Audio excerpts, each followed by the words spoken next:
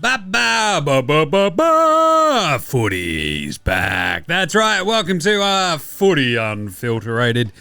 I'm your host, James. The lid remains on, Clements. And with me, on the other side of this here screen, is everyone's favourite beleaguered Essendon fan. You can't lose when you're on a bye. It's Jez. Jez, what's going on? Like you said, Jim, it's probably the best week of the year.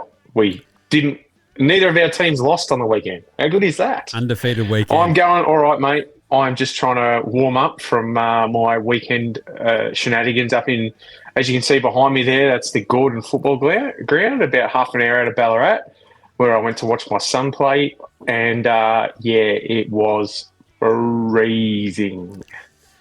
Any thought that I had of wanting to pull the boots on again disappeared as soon as I saw what you can see behind me there. I went, oh, nah, I'm good. I think I'm happily done with footy. I'm now a full-time spectator and happy with it. So, yeah, good weekend, interesting weekend of footy, Jim. I feel cold and miserable just looking at that photo. It's just, it brings back way too many memories. Scars, I tell you, scars. Anyway, round 15 is done. Footy is fully back, which is good. We have a lot of news, actually. But we're going to wrap up round 15. We'll get our weekly awards. We'll get some yenas. We'll do some round 16 preview and picks. So, I think we should just bloody well do it before I trade Jez to a different show like he's Giannis or something, and away we go. It's Footy without the ball. It's Footy Unfilterated. Let's go!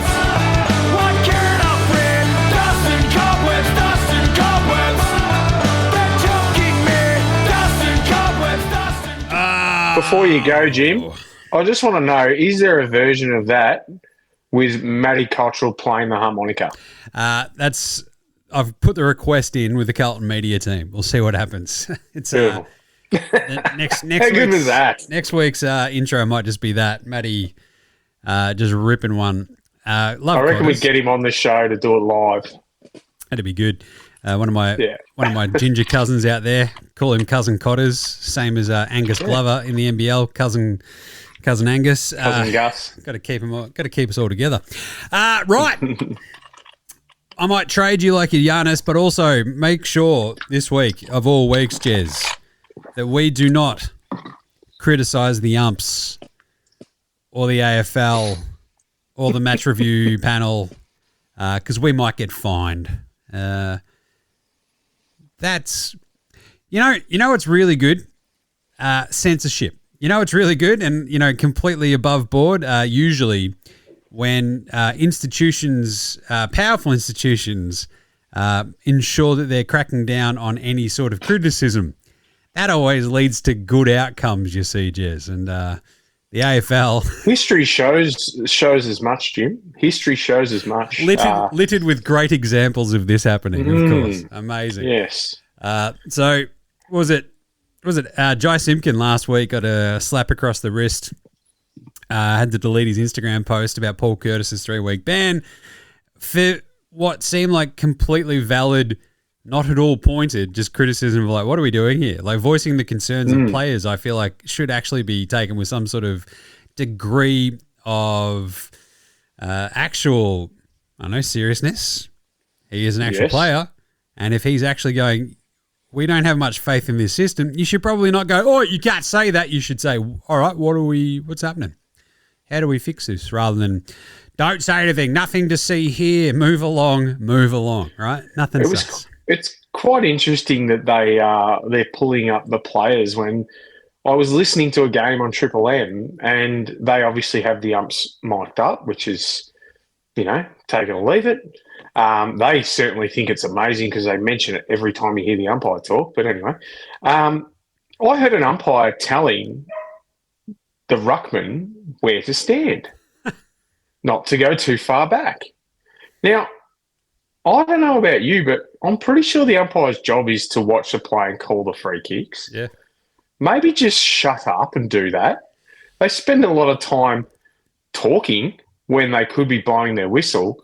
Maybe if the AFL said, hang on a minute, maybe we're turning our umpires into micromanagers, let's pull it back and make them what they are, umpires.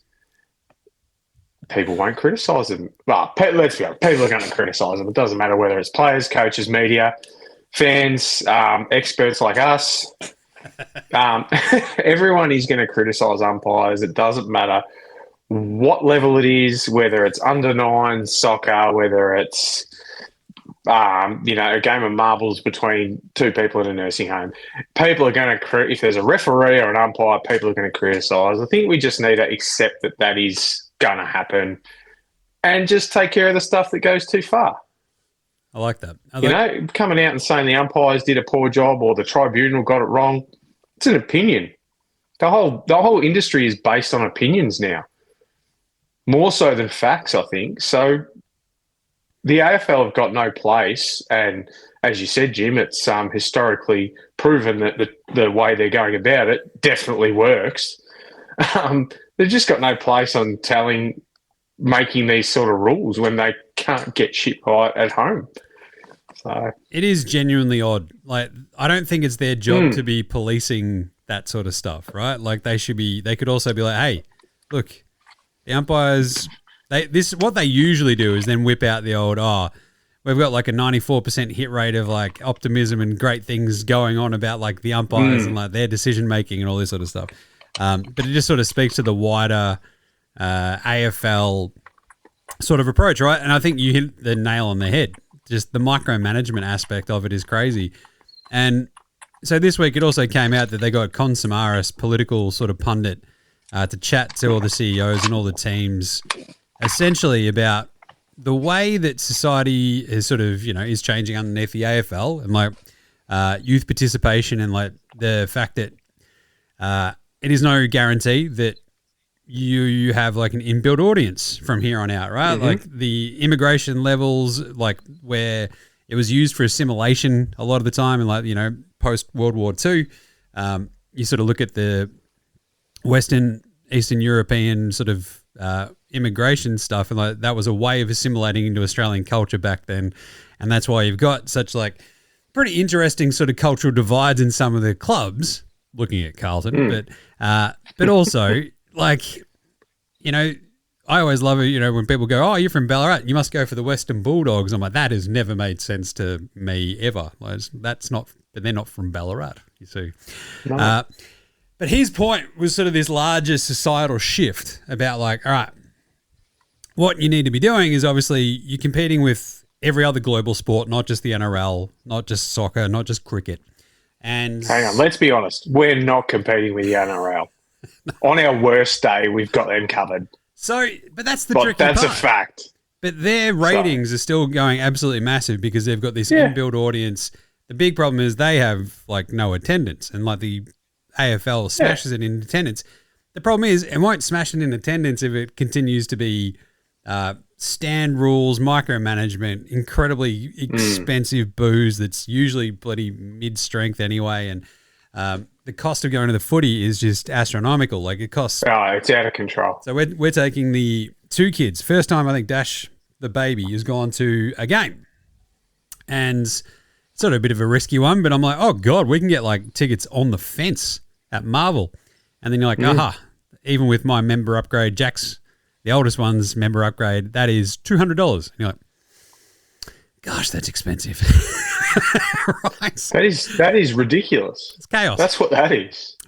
So yeah, that's what you would pay not even 5 years ago for being a non-member for those type of seats. It's just it's risen. I'll put my hand up. I am not an Essendon member anymore because I don't see the value in it. Yeah, it's hard to be honest. Every year for the last 10 years.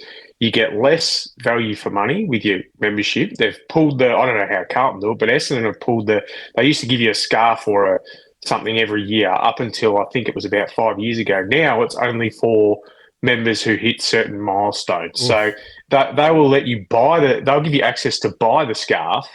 But so before that, I think I'd been a member for 22 years, something like that, 22 years straight. And every year they kept saying, oh, it's going to cost you this much extra but you don't get this, this, and this. And I'm like, okay, so I'm paying more for less. You know what? I'd rather give my money to for example, a local football club. Yeah. They get not, and I know for a fact they don't get anywhere near the funding that they should. So the $200, $300, $400, $500 that I might spend a year on the footy, I now put into my boys' footy clubs. I'll spend the money there. Yeah, makes sense. Makes a lot of sense. So, and like you look at this and they're like, well, all right, how are we getting in front of like, the next generations and like trying to grow the game as much as we can. And like everybody's just like trying to bash them over the head. Grassroots, you idiots. Yeah. And they're like, I don't know, maybe a team in Tassie and we'll force them to build a $2.5 billion stadium. And everyone's like, that's what? What are you on about, you idiots? So it's this. And you know what we need to do next, Jim? We need to go to India. India is obviously the big one. So, with all this in mind, so the AFL's navel-gazing sort of shoot themselves in the foot every time they turn around. Basically, the way I always describe them is Sideshow Bob and the Rakes. Right? It doesn't matter which way they go. But just, it's Andrew Dillon and his coterie of suckholes.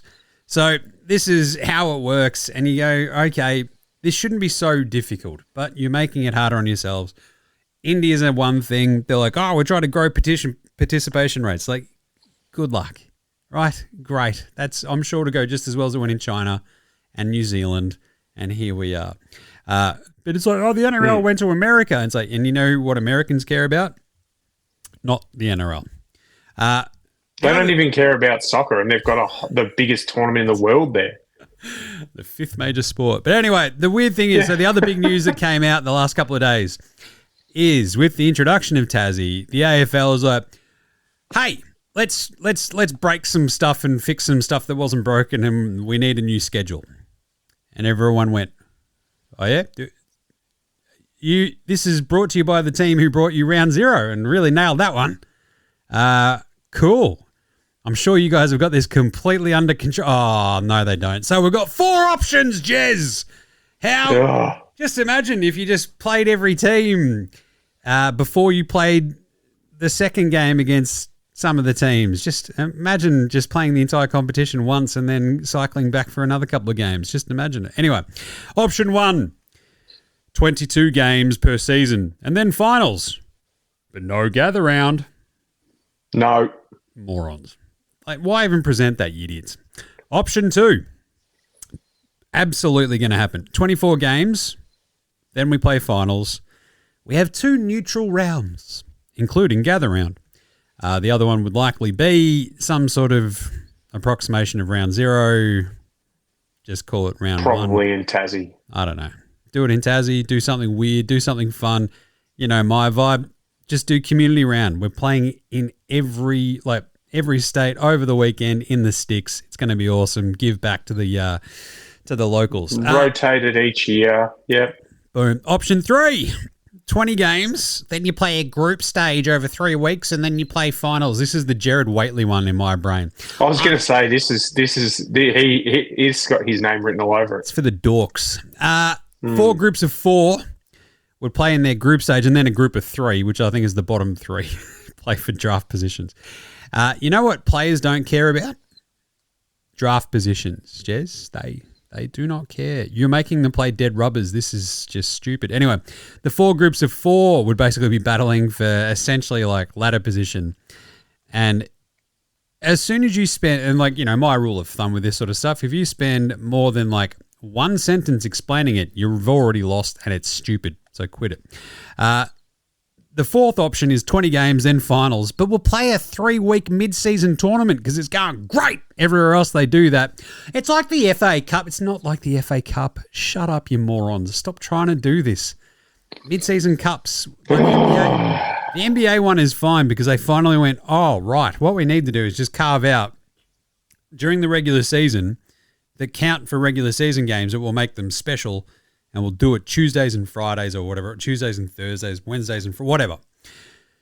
And it's also a sport like soccer that you can play multiple games in a week because it is less taxing on the body. Games like NRL, NFL, AFL, you can't do that because the players need recovery time, which is why the NRL is basically unwatchable the weekends around State of Origin. Yeah. I haven't followed. I used to watch a bit of NRL, but I haven't for years. But whenever the Origin breaks came along, no one gave a crap about what their team was doing on the weekend. They were only worried about New South Wales or Queensland and how the players pulled up and are they going to be available for the next Origin. Yep. They couldn't care less. And then once that's done with, then all of a sudden they go, oh, yeah, by the way, we support the Broncos or the Storm or whoever. And then they worry about that. So we just, it's right there in front of us. We've already done it this year. State of Origin. Just do State of Origin. It's fine. Just work something out for State of Origin. See, and this is it. Like, just why I do like that they sort of like everyone sort of freaked out and went, oh, the group stage sounds interesting, and then they sort of dug into it and went, oh, we'll investigate this further, but we're just going to go with option B. The mid-season tournament, though, I did love some of the phrasing where it's like they take a mid-season pause. The teams battle it out for a separate mid-year prize with a strong focus on appealing to younger fans. You know what younger fans like, Jez? Not crappy, annoying gimmicks. That's actually probably their least favourite of things. Usually, they're just like, what's good? Is this interesting? Make it interesting and make it good, and that's about it. So, I don't know. We're just sort of bending over backwards to sort of put our head up our own rear, I think, at this point. So, great job, AFL. Just make it 24 games and just do 2 rounds of fun, neutral stuff, and it's not rocket surgery. Yeah. Right. Other stuff.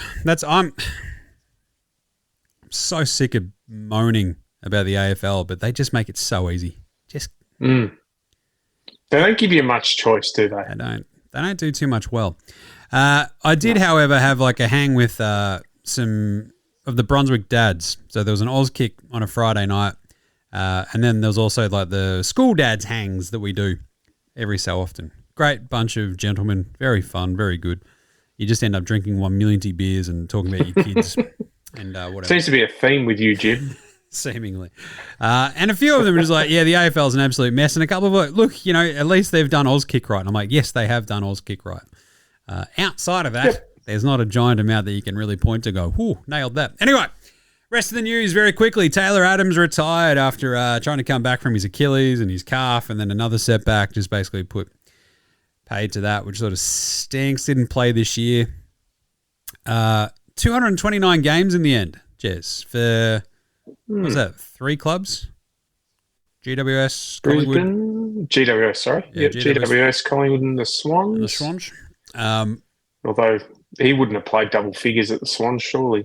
I don't know what he ended up playing, but a bit of a shame, like just completely derailed by injury at the back end of his career, obviously. Yeah. We'll stick on the injury train. Cherry broke his jaw a little bit.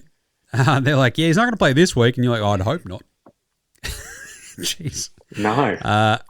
And then also, I think they look like he's doubtful for the week after. And I'm like, aha, this is great for Supercoach because having just traded him in, I feel like a brain genius. Dan Rioli also got a broken jaw. He's out for a few more weeks than that, I think. It sounded a little bit worse than Cherry's fracture. Not great. And then you had the St Kilda disaster where Jack Sinclair goes off for a pinned calf. They were worried about his Achilles there for a bit, but it seemingly just confirmed it's a calf, which is all good. But yeah, might still miss the rest of the season. TDK had a couple of broken ribs and a collapsed lung. So that was not great. No. And also, I think Rowan Marshall also hurt his shoulder in the same game as well. I think he wasn't too bad, but jeez. Yeah. It's all happening. And I think it was carnage, really. That game in particular was huge, but you had Asava Radaglia did his knee. Yeah. And he was in a lot of pain, so he's gone for the year. Jarman Impey, what is it, 2 or 3 weeks for him. Toby Pink is done for the season. It's getting to that point where I think there's going to be some players who are just really unlucky, and then there's going to be those ones that they're like, well, he could play, but we're also sitting 16th. Yeah. Maybe he should go and have surgery. So I think we're getting closer to that stage of the year. Yeah, you're doing a lot of ducking and diving on the and hoping for the best from here on out, from round 16 onwards, right? With a couple of months of footy left. Jaden Laverty, out for a month with a hammy. Jesse Hogan hurt his finger as well. So, yeah, it's not great. The good news, though, is Errol is looking to be back this week, which is very back. Cool. I love Errol. Absolutely love him. Much needed. And I think there was Tom McCartan as well you've got there, Jim. Yep. He's which is good news. It's very good. Really good news. Be nice if we got Jake Wiedering back from his concussion as well. But at the same time, we're doing okay. So, I don't know. But, yeah, speaking of which, I mean, if you're not in purple, put your hand up if you've got the second longest or the longest win streak in the... there it is. Hey, it's Carlton with 5 straight, which is very cool. And we're on a 1-game not losing streak. It's good. I think... 1 week, hang on. As has been pointed out, the simple idea of like the fact that Voss had the Blues at 1-9, and now they've just won 5 straight. At some point, you just go, "Oh, yeah, I think it might have been Voss. I think it might have been." Right, let's wrap up round 15 very quickly because it feels a very long time ago. I did drink a lot over the weekend, so. It's very muddled in my brain. Thursday, Freo Geelong played an absolute belter, 99-90. The Dockers, Wharfie time. What a game this was. The second half was absolutely electric. The Cats, what are you doing? Feel like they very much missed Tom Stewart in that game, Jez. You're just sort of watching it going, oh, just a bit rabbly down back at times. And, like completely turning around in the second half. Did Freo, stayed up and held on. And I'm going to talk about one of their dudes who, my good mate Luke Jackson, who was absolutely missive. So that was pretty good. Good Thursday night footy game. There was another pretty big out for the Cats too. Bailey Smith didn't play and they certainly missed him. I actually thought for a bit there up to half time that this might be the one, that this might be the game that ends the streak, but Fremantle have got an answer for everything, Jim. Murphy Reed's awesome. Like, I think... Alex Pearce, like Captain Courageous, just... Was that... that was his 150th as well, I think, wasn't it, Alex Pearce? So, the only thing that I can see, and I thought this was going to be the game, is their inaccurate kicking. They always seem to have Amos and Tracy and these guys kicking 3 goals, 4. One game they're actually going to kick straight and they're going to win by 200 points. And it'll probably be if they play Essendon again. But they've won while still not kicking straight for almost the whole season. It's crazy. It is wild. So, I thought that this week it looked like for a while, because I think they kicked something like, they were like 3 goals, 9 or something early in the second quarter. I thought, and they were missing some absolute, like, just sodas at one point. And you thought, they're going to start kicking these or Geelong are going to run away with it. And then they did start kicking them and Geelong didn't run away with it. That's it. As a matter of fact, they did the opposite. Jai a miss by name, Jai a miss by nature as well. He's breaking my heart week in, week out. I love him, but he can't. Oh, he's killing me. Friday night. He's going to kick 10 one day. He will, and hopefully I'll have actually backed it when he's done that. I do love Jai. My beloved Suns, breaking hearts, 97, Hawthorn 113. A very fun game that I was basically just like off at half time, and then you're like, ooh, hang on a second. They came flying back, but it just wasn't enough. Even above the 27th parallel, which gives me a lot of pause now about my beloved Suns. And or as someone commented on the power rankings, your beloved Fold Coast Suns. Yep. Which I quite enjoyed. Fold Coast Suns is pretty good. I'm like, it's pretty accurate. I think that was Dave Klitsch. So, and he's another Gold Coast man as well. So, that's fair call there. I like that one. Tough scenes, but on you, Dave. Yeah, I think it's just accurate. My grown adult son, Jed Walter, was still pretty good. Like, they just... I don't know. There is something completely off about that team at the moment after the way they started, the way they've sort of gone about their season. I don't know. This is it. Petrarca being the through line here, we talked about it last week. There's like suddenly the leaks are happening. There's like weird disconnect between coaches and players, and I don't know. That happened at Melbourne last year. Just it is interesting though, Jim. If you look at the players that went out, Butterick, Fiorini, Ned Flanders, Ainsworth. Who was the other one? Ainsworth. I think they're missing them now more than they thought they would. Yeah. And they were those glue players that sort of, they didn't do the 30 and 3 goals and they didn't do the flashy, but they did all the bits, which is what they're now doing for their respective, except for stupid sexy Flanders. He's not doing much at all. He's got the but these other 3 players are doing pretty much what they were doing for the Gold Coast at their respective clubs. Well, actually, Friarini's not either. He's injured as well. But Butterick, okay, let me start again. Butterick and Ainsworth are doing pretty much what they would have been doing for the Gold Coast.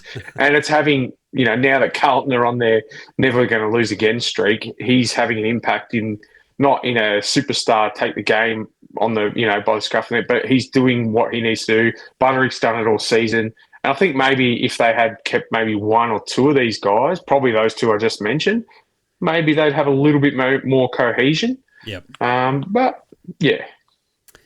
It's just weird. Like, they've still got Jamara, though. Yeah, Rowland took and just this weird sort of lack of toughness somehow in the middle, and it just doesn't make much sense. Anyway, Adelaide took care of the D's 79-62 because Melbourne weren't playing at the MCG, and therefore they don't win. They are 0-4. Correct. Away from the G this year. This game rocked, however. This was awesome. Like, we were watching this before we went out to the pub and watched the Blues game, and it was a rollicking affair.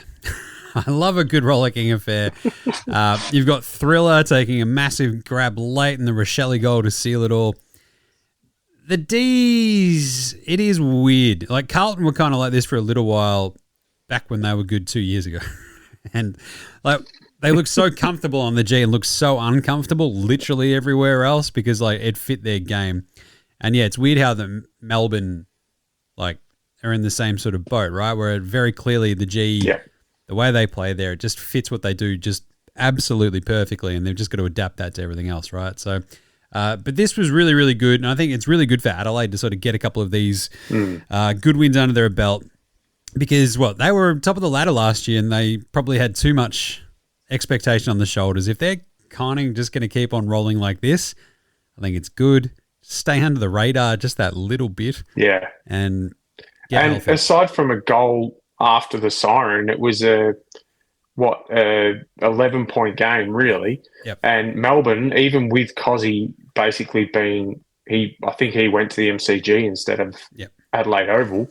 I think Melbourne is still a good side. I think they're just, it's going to be a season of learning because they've come from nowhere. But if they just win their MCG games, they'll be fine. Yeah. They are going to have to obviously win away if they want to feature, past week 1 or 2 of September. But yeah, I think it was definitely a cracker of a game, and Adelaide are just building nicely, Jim. They're just building nicely. They really are. Rochelle and Rankin sort of giving them just a little bit of a spark up forward. My boy Hugo Hawker causing all sorts of havoc as well. He was really good again. Anyway, the big one on the weekend. Oh, it's a big 88-65. The Blues beat GWS. In the Harmonica Bowl. I love Matty Cottrell, my beloved cousin Cotters. I think I was on this show last week, right? Explaining how, like, was it round 17, 24 was exactly when everything went pear-shaped for the Blues. And then, hoping against hope that this would be the exact opposite. And it wasn't quite the exact opposite, but it was the opposite of the way they've kind of like gone about these games all season, and they held on and won in slightly convincing fashion in the end because they actually closed it out really strongly after absolutely trying their hardest to bottle it and going into the fourth quarter bloody tied, Jez, and then they pulled it out on your boy Jim's birthday of all things I did not expect. 12 months ago, they lost to the Roos at the MCG, and I was sitting there with my old man and the eldest Squid, just devastated, going, that's the season. We're done. Pack her up, boys. Let's go. I feel sorry for the Squid having to be at the footy with two grown men bawling their eyes out. Yeah, there's a lot of tears that day, and then the Squid got home and cried too. But the way they started that fourth quarter, like the Sammy Walsh goal and the Will Hayward goal, just absolutely awesome. And it came after like a really disappointing end of the third quarter with the sprayed shot.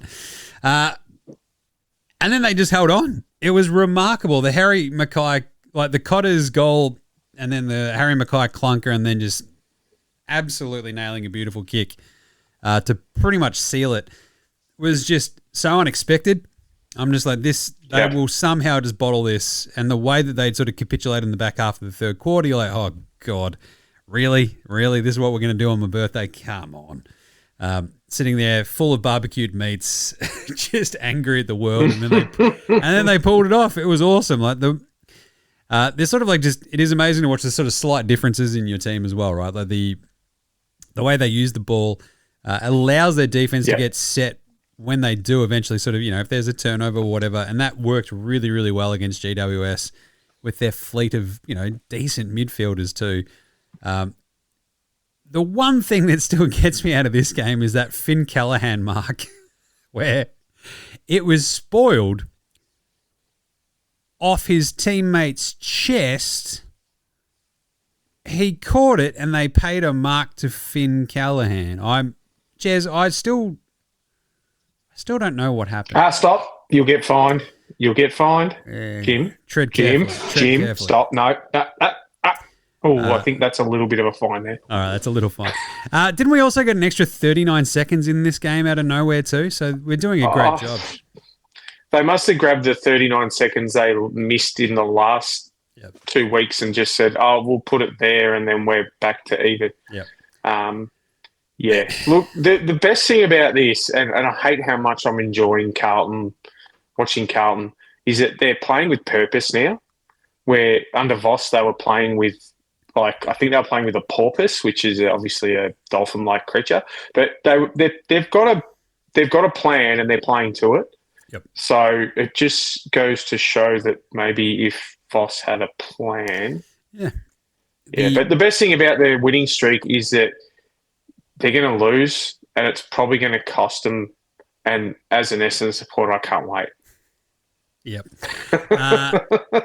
The big thing is, I think Josh Fraser is very much, he's so process orientated, right? He's like literally bang on about every day we come in here, we're getting better at stuff and we know our roles. And that's all I want these guys to know is to know their roles and what they do when things are happening this way. Mm-hmm. There is a plan. They do adapt.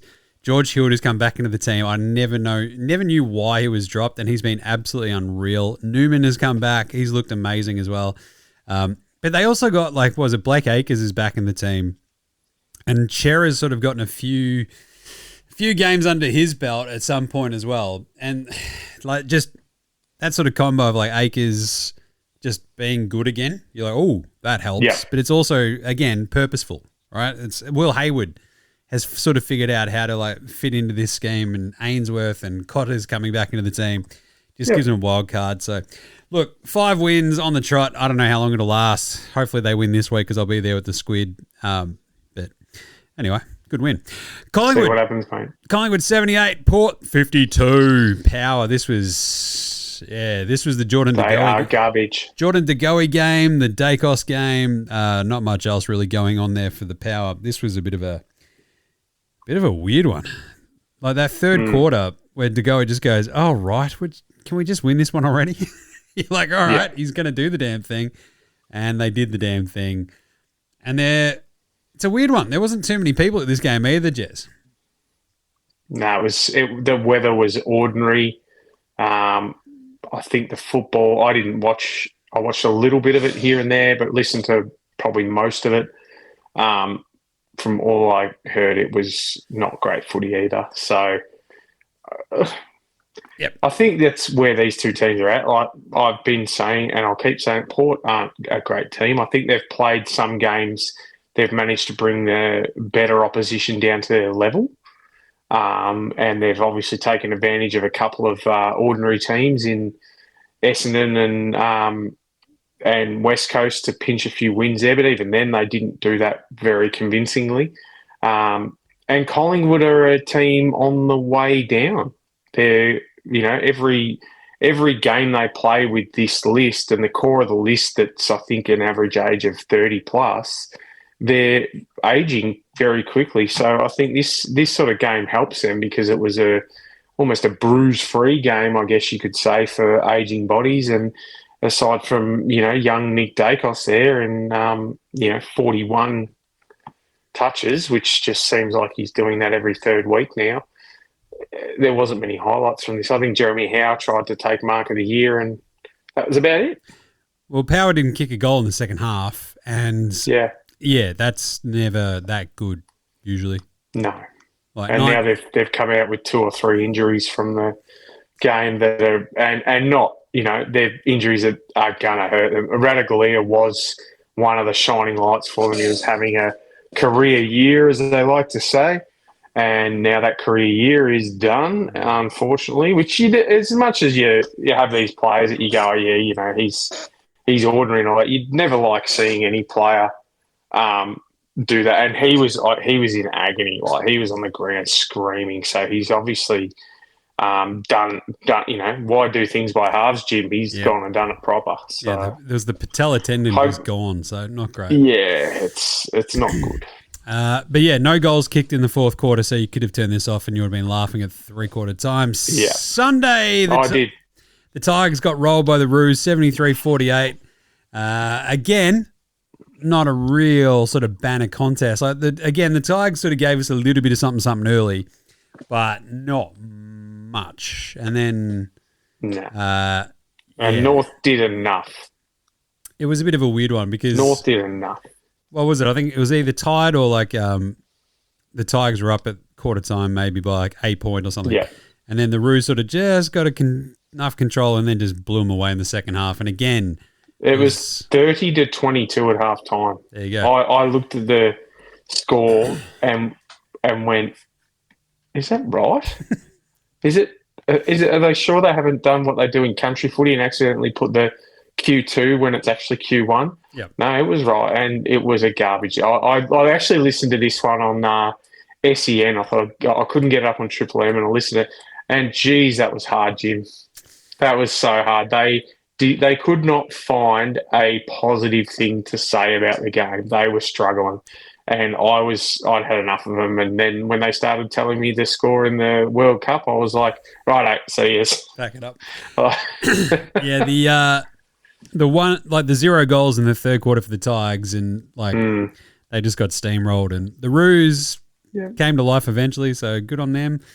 Still in a good spot. Probably should have won this one by a lot more. Like if they want to be a genuine chance at finals and actually, I think I heard someone say they've got to stop playing like a team that's rebuilding. They've actually got to start having the mindset of a team that's going for finals, because they're still playing like they're in a, that they're going to get assistance from the AFL again. That's the sort of mindset they've still got. So they need to flick the thinking into, we're not that, bottom dwelling team anymore. We're a actual team that's on the way up. They need to start playing like it. And that game was probably one where they needed to really, really put the foot down, get a big percentage booster, play some of their forwards into form, play some of their defenders into form, but they just didn't do it. So I think they're going to they'll probably say at the end of the year that they've had a good season, but I think they could have had a lot better season, especially to date. Yep. They were only 18.5 point favourites as well, and they only won by 25. So they did cover, but not wildly convincingly. No. And then finally, and actually much more, I mean, this was a brutal watch. 83-61, the Dogs beat the Saints. A very, this was a bit of a tough one. You got Naz flipping the bird to the supporters. You got fined $1,000 for that. But he can afford it, let's be honest. Of all the people out there, he can afford it, right? He's okay. Yeah. But the Dogs, I think this was just an important sort of bounce back. Oh, God, Bont is still amazing. Yeah, we're a good team. We believe again we can actually beat the teams that we should beat. Remember that? Oh, that's what we should be doing. Because, they sort of just put him to the sword in the fourth quarter, even though it sort of stayed close the entire time. And then they sort of just got him. The Artie Jones goal at the start of the fourth, I remember watching that and just going, all right, that might be the start. And then it was bang, bang, Rory Lobb goals. Yeah. The Norton one to basically seal it all and you're all over Red Rover. Just the Saints, the injury toll sort of just got him in the end, right? Like just when you're down TDK, you don't have Sinclair. Naz was still really, really, really good. What did he have, like 40-something? 44. It's just absurd. But, the Saints, I'm going to talk about them again in a second, but not great. I think with that injury list just from Saturday alone, they probably needed to find a way to win that game because I think that's probably going to, especially with the Dogs now getting that leg up on them, Carlton, coming hard. You've got this group of, as we were talking about last week, now that it's a 10, it's pretty much down to 14, almost 15, have still got a shot at making it into the wild cards. So St Kilda have really they're going to have to not put too many, foots wrong for the rest of the season. Jez just learned how to talk, by the way. I probably sound like what your young fella sounds like sometimes. That's my foot's, Dad. Yeah. I think that they're going to struggle now. I really think they're going to struggle going for the rest of the season. So I haven't had a look at what their draw's like, but it's not going to be good for them. They're going to have to win and win well. Yeah, they're at Marvel. I don't think they leave the state the rest of the season. But they have also lost 4. Oh, they got the Collingwood draw. They do have the Collingwood draw, but it's like all at Marvel. So, but I think they've lost 4 of their last 5, and they've all been to fairly decent teams. I think it was Freo, Hawthorn, Sydney in that awesome belter of was it a Friday night game or whatever. They beat the Giants. No, they lose to the Dogs. Now they get a bye. So, you get that on the big job. Probably a good time for a bye. I think that was the one thing we didn't mention with Melbourne as well. They're the only team. They're the team that has gone the longest without a bye so far this season, with the round 16 bye, but not having one earlier by participating in round 0. So, probably could have seen that one maybe coming a little bit. But anyway, let us do some Footy Unfilterated awards. Gablett Areas, best on ground of the week. I had 2 that just stood out massively to me. Luke Jackson, he had a career-high 28 touches. He kicked 3 goals, 15 contested possessions, 9 tackles, and 9 score involvements. Not bad. Good size. He was awesome. He was so good. I don't know if we need to call him the unicorn as many times as we do during commentary, though. It's like, I get it. He's unique. But if you call everyone a bloody unicorn, you know what they're not? Unique. So I think we can do better. But anyway. It's like that falls under the same category as GOAT. Yep, GOAT. It's a bit silly too. For me. Jordan Goey, and absolutely turned that game on Saturday night. He was absolutely awesome. It was a bit of a throwback. 26 touches, 3 goals, 9 inside 50s and 8 score involvements as well. Basically, he and Dacos completely shifted the tenor of that game, and they just sort of ended up blowing them away, obviously, with the Power not kicking a goal in the second half. So, Jordan Goey, Luke Jackson for me, Gablett Areas. How about you there, Jez?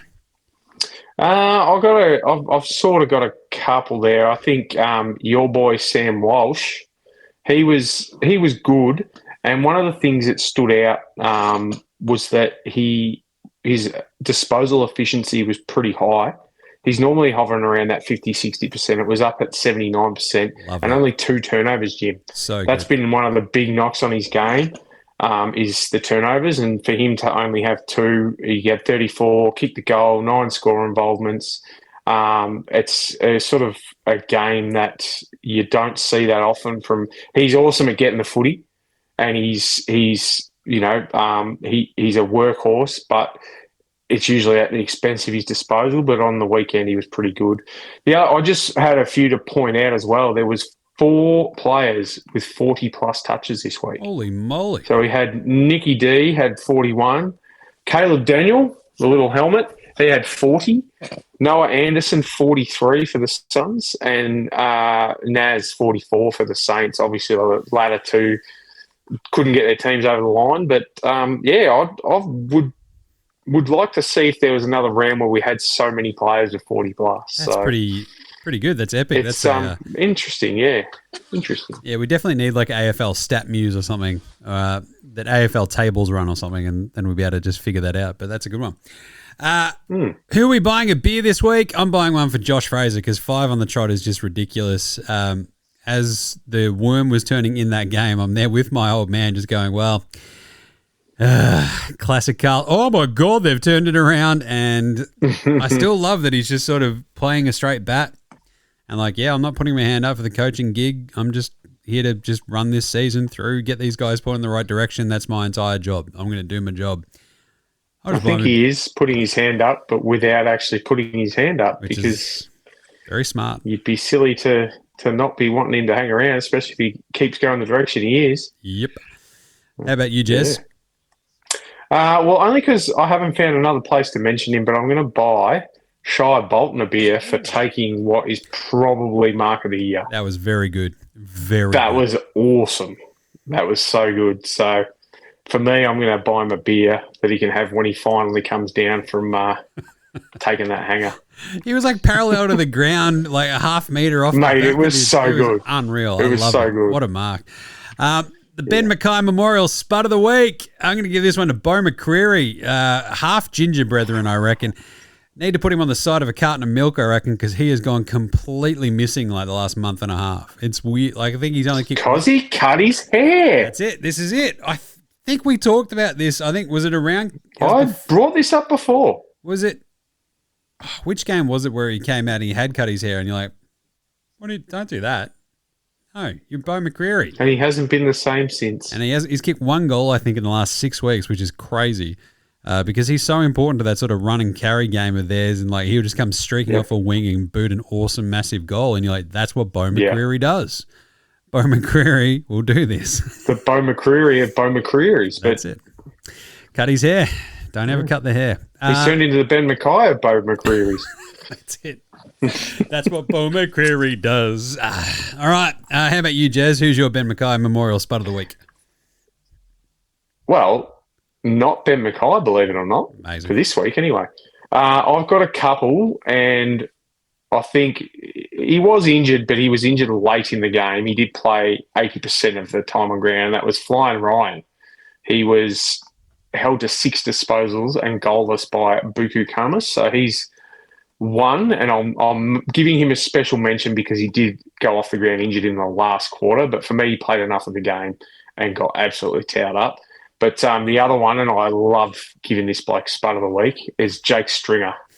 He was the package that was marked return to sender, and then we'd probably return him back again. But 7 disposals, 0 goals. It's what you get with Jake Stringer. When you need him, he's not there. I love that. Does that mean he goes back to the Dogs then if he's returned to sender? Yeah, he can go all the way back to the Dogs. So we'll just stick a divert sticker and let him go. He can sit in a depot till someone collects him. Love it. Better than Bootsma for this week. I've got 2. I could just do Harry Dean each time he plays, I reckon. He was awesome on the weekend. Without Weeders there as well. He's been really, really good the last few weeks, so a bit of shine there. But Cooper Trembath, another one of my favourites. 4 goals, absolutely dominated. He was fantastic. I love it's such a weirdly unique situation what the Roos have been rolling out there each week with, where it's like Goad or Trembath going to the centre to take the centre bounces and like jumping all over someone like Nank and then letting Cherry do all the work around the ground. And you're like, this is working because then Trembath goes forward, boots 4 goals. Is like this perfect, like crazy aerial threat next to Larky, and you're like, hell yeah. And that's, I just want to see like the Roos just, again, as you hit on perfectly, right? Just play with a bit of actual confidence and belief. And he is an absolute weapon. I love me some Cooper Trembath. So, and he's going to play a lot more ruck minutes over the next couple of weeks. Yeah, 4 weeks. Yep. How about you there, Jess? Like that one. Another one from the Fremantle game. I'll hold this one for a sec. I've got a couple of special mentions. There was a young fella who was playing for Carlton, Billy Wilson, who I thought it was very interesting that he's been entrusted with the kicking duties for a bloke who's only played a handful of games. So I wanted a special mention to him. I think it's one of those things in all levels of footy that you've got to be a very reliable kick to be given that role. And to be given that role in your first season of footy is a pretty big tick. So I think you guys have got another one there that hopefully you've, unleashed there. So we'll give him one. And I wasn't sure about this bloke because I'm not sure if he fits into the category, but he doesn't feel like he's been around that long, but I think he has. Is Buku Karmas. The role he played on Liam Ryan, and he's 26, but I feel like he came into the game late, so I think we can still slide him into this one, Jim. But I'll give him a special mention for that reason. The role he played on Flying Ryan, who the previous 2 weeks had kicked 11 goals, taken an absolute screamer, had done all sorts and basically helped St Kilda get a couple of good wins, and he shut him down and it helped his team win a game that they needed to win. So he's another one. And then I just love watching this bloke play. He is absolute dynamite for Fremantle, and he's actually an important part of what Freo are doing, and that's Murphy Reid.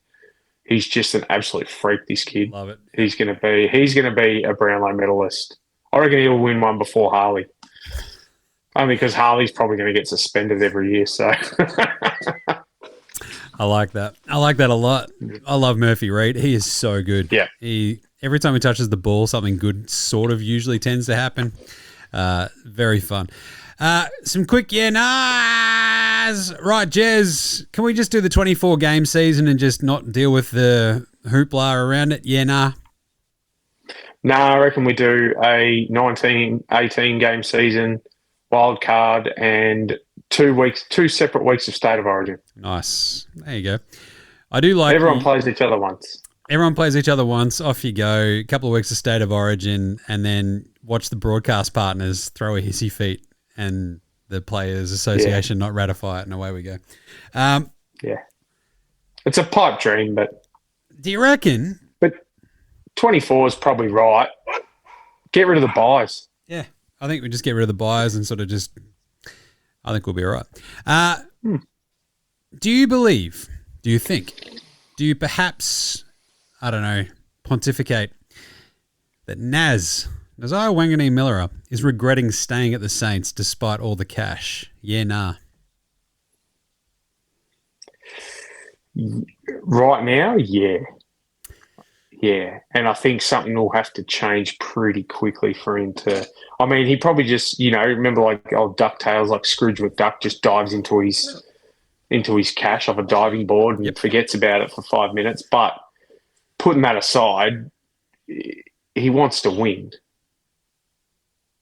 Surely that every footballer wants to win. And he's taken the bag and he's made his bed. He's going to have to lie in it, but... I reckon he's probably having second thoughts going, did I make the right call? At the same time, only a 2-year deal, right? So he's only got it's a bit of a prove-it year from the Saints. They tried to, and then they've just been whacked sideways with all these injuries. And then he's been very, very good. He's been worth, I'd say, most of the money. Absolutely. Most of the money. But they are 6-9. Nice. They're 12th. Tied, 6 wins with GWS and the Blues. And on the outside looking in, it's sort of like same old Saints, which is kind of a bit, that's probably not great.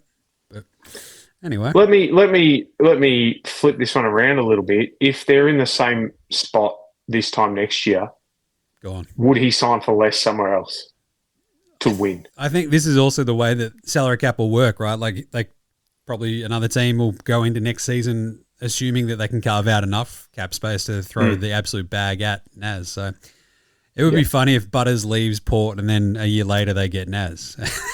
Just like passing ships in the night. But anyway, is Bont a chance at his first Brownlow this year, Jez? Yeah, nah. Oh, I'm going to say an outside, yeah, because I think they've changed the rules for Nick Dacos to win one. Yep. And he's holding up his end of the bargain. But if the Dogs win more games than they lose for the rest of the year, and it's hard to get 3 votes when you lose. So the Pies are, I'd say he's probably, I wouldn't say he's as good a chance as any, but he's up there. Yeah, he would be probably my 3rd or 4th favourite. Nice. I guess next week we'll have to do the 2/3 of the season Brownlow picks. And I believe you've got a yeah, nah in here as well, Jez. I have. So, given the talk of Josh Fraser and the Carlton job, which you would have to say, unless something goes horribly wrong, he's got to be the front runner, whether he says he wants it or not.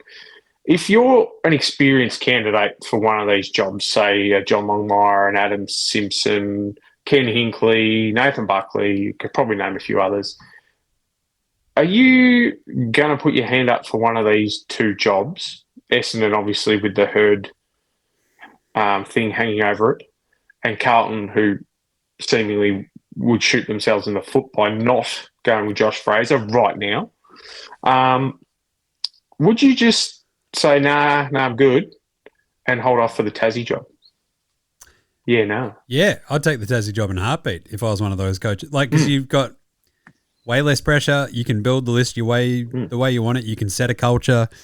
Essendon and Carlton not exactly like the world's most stable culture clubs out there, right? Like they try to like put up this facade and image of like, we know what we want to be. And it's like, bit like, that's not what you are. We all kind of know it, right? And as soon as like, what is it? Like adversity shows you like the true colors of everybody essentially. And like, you've seen it time and time again with Essendon, and the same with the Blues as well, right? Yep. As soon as it goes sideways, the knives are out, and And the other thing is, it's with both of those clubs, the average lifespan of a coach these days is 2 to 3 years. So even if Josh does well and gets the job, things could turn on their head with a couple of injuries, and in 18 months' time, he could be on his way out the door, and same with whoever. If Essendon do end up going with, let's say for argument's sake, Dean Solomon or the herd comes in and it all hits the fan again, which is high, these guys are still going to be there. So if they don't get the Tassie job, which I think they'll probably announce someone next year because they're coming in 28, so I reckon you'll probably have an announcement maybe even later this year so that they've got a year to start spruiking and talking to potential recruits and all that sort of stuff. The other side of it, so, whoever misses out on that, there's still going to be openings in the next year or two. There's obviously North, St Kilda could be another one. The Bulldogs, depending on how their season goes from here. Anything can happen, but Tassie, like you said, I think you'd take that in a heartbeat because you've probably got that. Everyone seems to get signed to these 5-year deals where you can build your thing. You've actually got that, and we saw that with Leon Cameron, Kevin Sheedy to Leon Cameron at G. He probably got extra because it was a building club. Yeah. Guy McKenna got his full 5 years at the Gold Coast. So it's probably almost a guaranteed 5-year job if you do get it. Yeah, and I think those experienced ones as well, right? Like they're probably on their last go-round. Bucks maybe not so much, but like the likes of... Even Adam Simpson, I reckon. And co, he's young enough. They're sort of like, we're right. But yeah, Adam Simpson's probably got another, big run in him as well. But yeah, it's interesting. But I don't know. As a paid-up Tassie Devils, member, I'm all Desi. like... Tassie, let's go. Right, let's do... You're in the shipping container business age. I love playing hide and seek. Move on. Extreme hide and seek. Round 16. Preview. Last week's results, I think we only had two different, and we managed to split them. So I think Jez still leads me by the 2 or 3. I do have to do the final tally. My spreadsheet does like one weird little thing randomly in one of the columns, and it's frustrating. But anyway, we'll get to that at some point. Got an absolute, there's a few crackers in this week, which is very, very fun. Starting with Thursday night footy, Jez.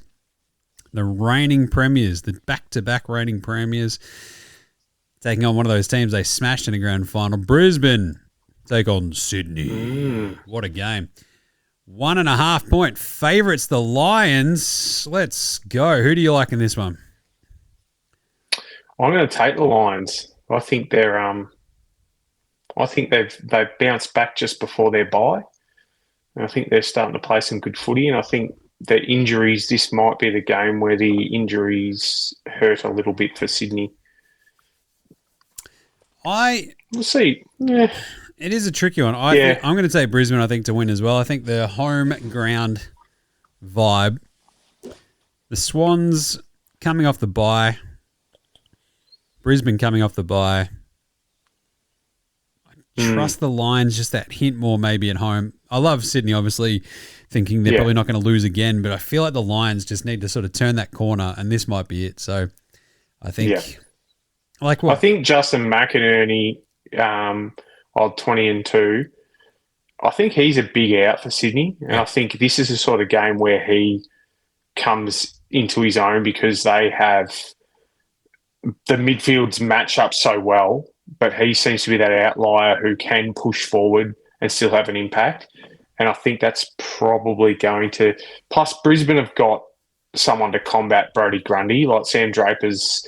He's found his fit with Brisbane. He's starting to play some good footy.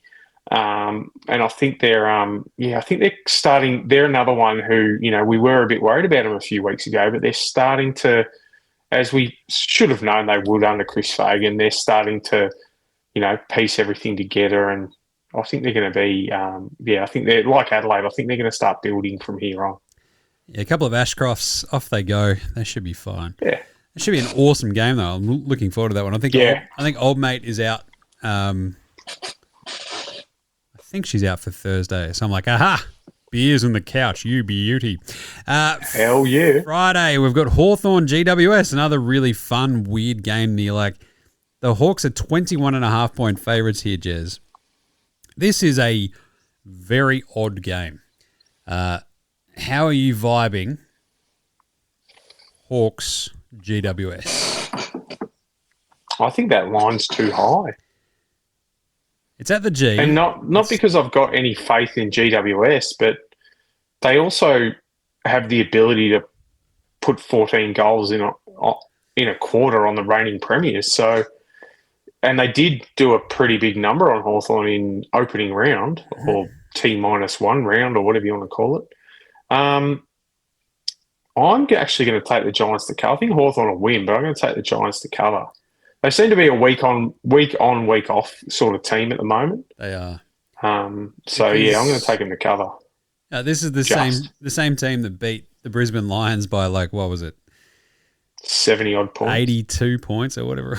Yeah, 4 rounds ago. I just can't get over that team kicked 14 in a quarter. Yeah, it's crazy. That's out of control. The only time I've ever seen better than that was one of the early games that Essendon played against Gold Coast. I think it was their first year even, and they kicked 15 goals, 6 in the first quarter at Marvel.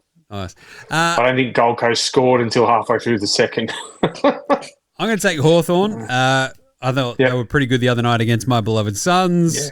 And I think GWS at the G, I think the Hawks under the light should be a little bit too good and sort of just keep them at arm's length. I just don't trust... I think this will be a good game.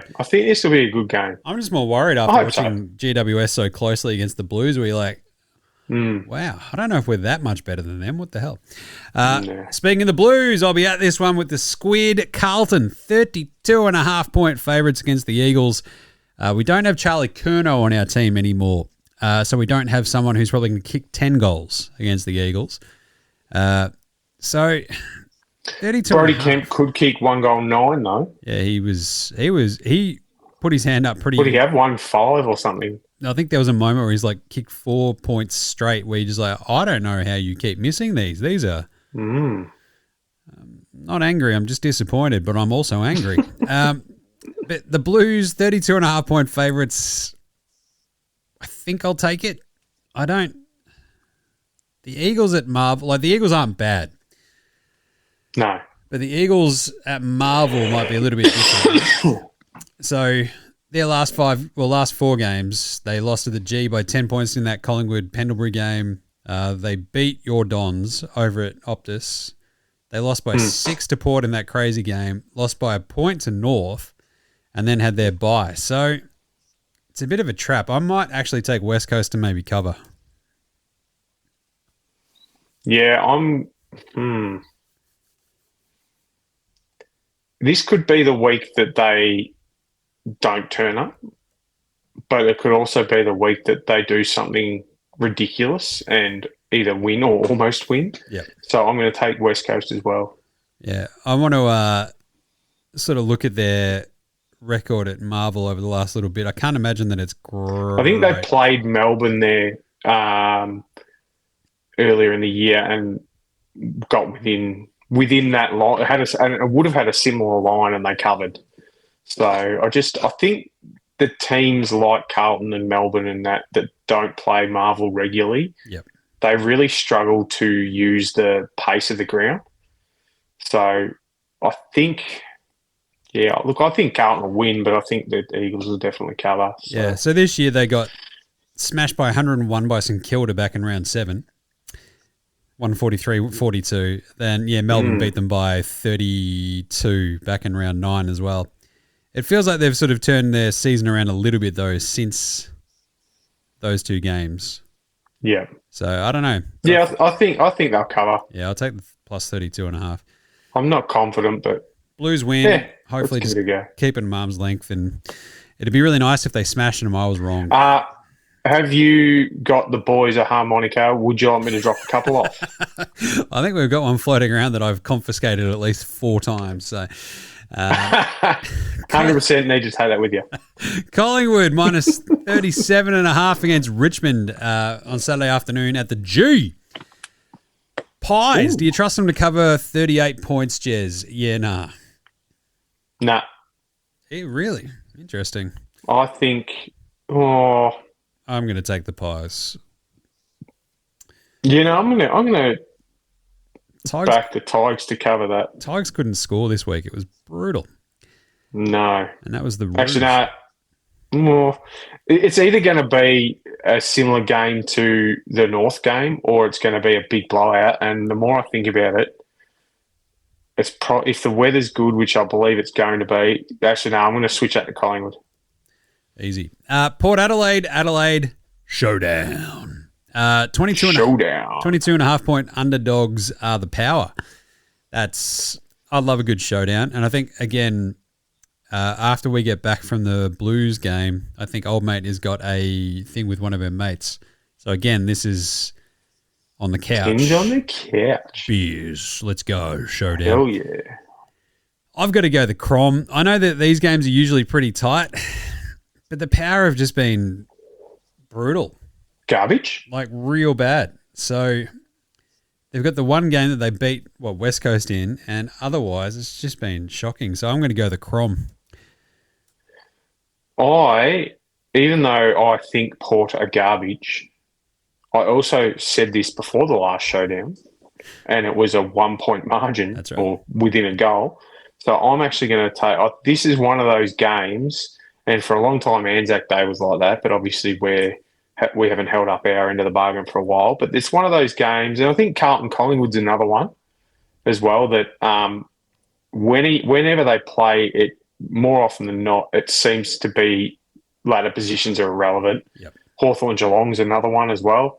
So I'm actually going to take Port to cover. I think this could be another one of those close ones, kept close for most of the game, and Adelaide will do enough. But I'm going to take the pair to cover. I'm going the Crom because they beat them in the second showdown last year after only winning the first one by 5. They won the second one by 98. So Yeah. You're just trying to talk me out of my picks with every... I should just shut my big dumb mouth because You probably should. Nah, you know what? I've got a couple up. I'm going to stick with Port. Sunday we've got the Roos 14.5-point favourites against your beloved Essendon. I can't say North Melbourne quicker, so yeah, I'm going. Yeah, Roos. me either. 14.5 is not anywhere near enough. Although we did cover against Melbourne in our last game. But I think, this is a different kettle of fish. This is at Marvel. And again, my spoiler alert. Play Marvel quite well. My sleevo is the over of this game again, which I think hit back last time you guys played in like round 3. So I'm going there again. So I'm going the Roos. I think, it's a lot of points, free flowing. Yeah. I think if it was 24.5, I'd be tempted, but even then I'd probably take North. Yeah. I just hope I would love nothing more than for us to cover or even win. Do I think we can do it? No. Nice. So then we finish off out west for a late game, 5:10 on Sunday. Freo Gold Coast. I don't mind that. That's a really fun one. Here for it. The Suns, can they rock up? They're 27.5 Gold Coast Suns. 27.5 point underdogs of the Suns out west against Freo, who have won. The parallel. That is still obviously below the 27th parallel, even out west, because it's not that far north. So, what do you think is going to happen in this one, Jez? Can you take the 27.5 if you're Gold Coast? Can you trust them? I don't know if I can. I'm a bit worried about my beloved Suns. Gold Coast have got this weird knack of losing the game in the first half, but making it look like it was close. Yep. And there's a lot of games where they've been completely out of it at three-quarter time, but it's been within that scoreline. And you go, oh, they did okay then. But they didn't because they were, whoever they've played have just taken their foot off the gas, and Gold Coast have gone, oh, we can get ball easier now. I reckon they can cover. I don't think they'll win it. And Freo, this could be one of those games though, Jim, where with the dysfunction that's clearly happening at Gold Coast, if Freo start to kick straight, this could be 100-point. You saw what they did to North. Yep. Like, all they need to do is just get a big sniff of a big win and they'll just roll with it. So, yeah, I think Gold Coast will cover, but don't be surprised if this is a blowout. Yeah, they go full Oasis and roll with it. So I'm going to go the Suns. These two teams, I think Gold Coast have covered this number each of the last 5 games that they've played. The last game they played was a 1.1 out in Freo, 79-80. Before that, it was like 11 points. That was a final, wasn't it? That one was, last year. No, last year it was. In the final. Yeah. That's right. And then you've got, they've all been pretty close the last couple of years. So, I'm going to go with Gold Coast just to keep it interesting. Fingers crossed.